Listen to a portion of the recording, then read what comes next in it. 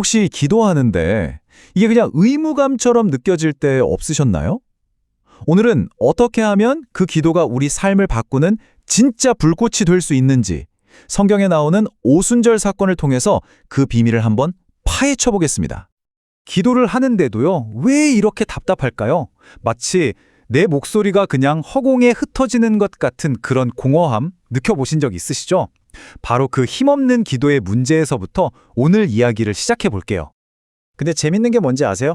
이게 사실 우리한테 길이 없거나 자격이 없어서가 아니라는 거예요. 길은 이미 다 열려 있고 우리를 도와주는 분도 계시는데 그런데도 왜 기도가 힘이 없을까? 그건요, 진짜 결정적인 딱 한 가지가 빠져있기 때문입니다. 자, 그래서 오늘 우리가 살펴볼 내용인데요. 먼저 우리가 겪는 이 공통의 문제부터 시작해서 그 해답이 되는 준비된 사건을 볼 거고요. 그리고 이 사건의 핵심인 불이 뭘 의미하는지, 또 기도가 어떻게 의무에서 호흡으로 바뀌는지, 초점이 어떻게 이동하는지, 마지막으로 우리에게 정말 필요한 그 불이 뭔지까지 차근차근 따라가 보겠습니다. 자, 그럼 첫 번째 이야기부터 시작해 볼까요? 바로 우리 모두가 겪는 문제, 힘없는 기도에 대한 겁니다. 대체 그 증상이 뭘까요? 기도가 힘이 없을 때 나타나는 증상들이 딱 있죠. 기도가 점점 차갑게 느껴지고, 열심히 해보려고 해도 금방 식어버리고요.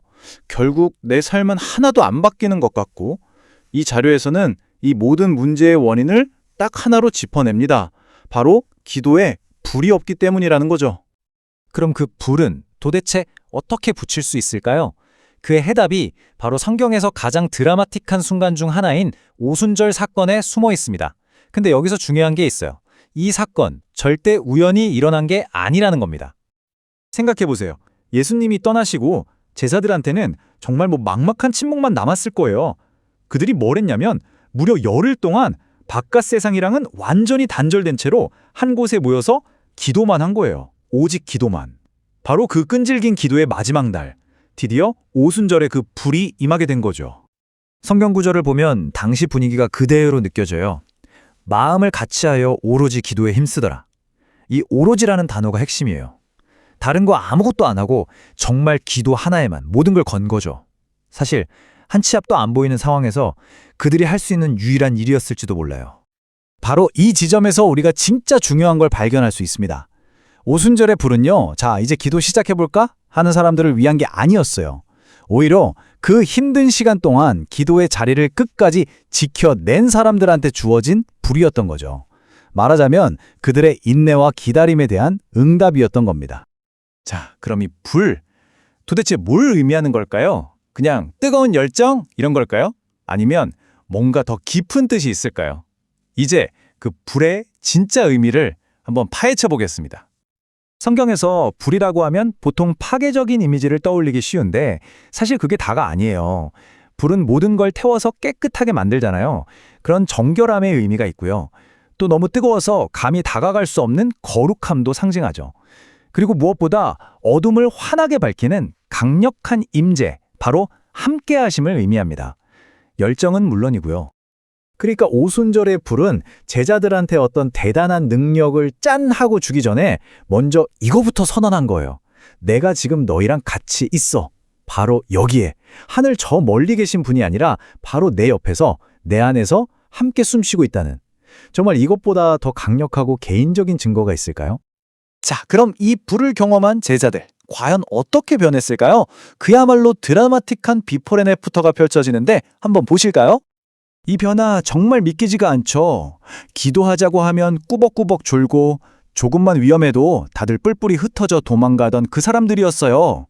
그랬던 사람들이 이제는 감옥에 갇혀도 찬송을 하고요. 핍박받는 걸 오히려 기뻐하고 심지어 죽음 앞에서도 당당하게 외치는 사람으로 완전히 180도 달라진 겁니다.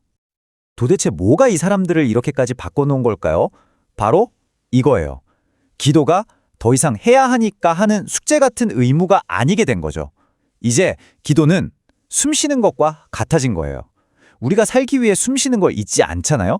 그것처럼 기도가 그냥 삶 자체가 된 겁니다. 불이 붙으면 저절로 타오르는 것처럼 기도도 더 이상 애쓸 필요가 없는 자연스러운 생명활동이 된 거죠.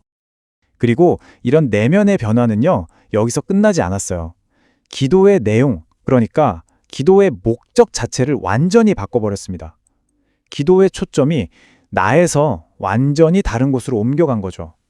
어떻게 달라졌는지 한번 자세히 들여다볼게요. 한마디로 기도의 포커스가 나의 문제에서 하나님의 일로 완전히 바뀐 거예요.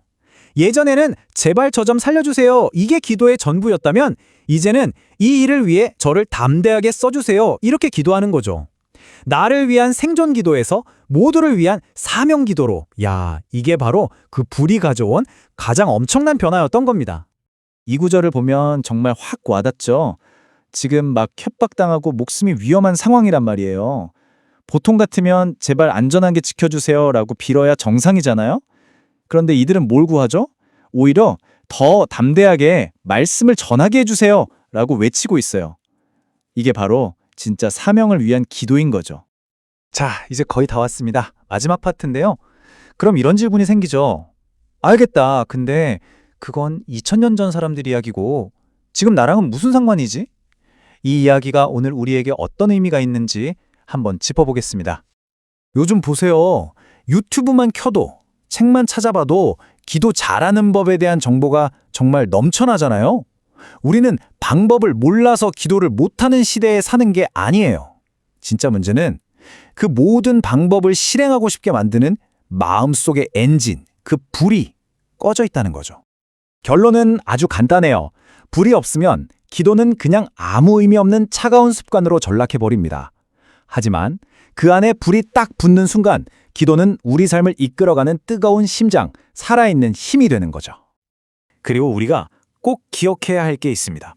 이 오순절 사건은요, 그냥 역사책에 기록된 2000년 전에 끝나버린 과거의 일이 아니라는 거예요. 이건 지금 이 순간에도 기도의 자리를 지키려고 애쓰는 우리 모두에게 여전히 유효한, 계속되고 있는 약속이라는 겁니다. 그래서 어쩌면 오늘 우리가 스스로에게 던져야 할 질문은 어떻게 기도해야 하지? 라는 방법론이 아닐지도 모릅니다. 대신 이거죠. 대체 무엇이 내 기도를 다시 불타오르게 할 수 있을까? 내 안의 그 불은 과연 무엇일까? 오늘 이 내용을 통해 여러분 각자의 불을 다시 발견하는 계기가 되셨으면 좋겠습니다.